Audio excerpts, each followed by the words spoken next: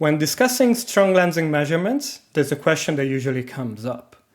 What about selection effects? How do strong lenses differ from the general population of galaxies? This paper answers that question.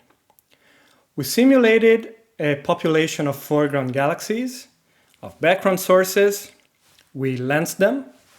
We then applied a lens detection criterion, which gave us a sample of strong lenses.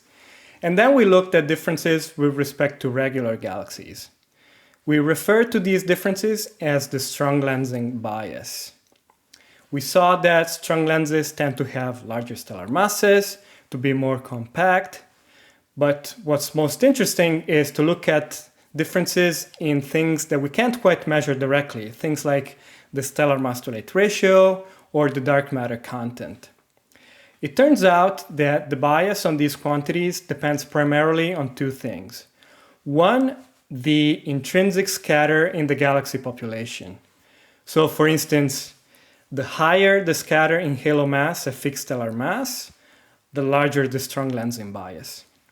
But it also depends on how small of an Einstein radius you can detect. If you're only looking at the lenses with the largest Einstein radii, then the strong lensing bias will be larger. I'm going to highlight one result, and that's the strong lensing bias on the stellar population synthesis mismatch parameter.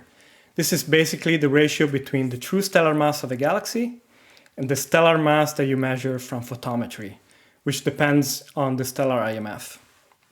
For reasonable assumptions on the intrinsic scatter and on the minimum detectable Einstein radius, the bias on this quantity is pretty small compared to the current systematic uncertainty.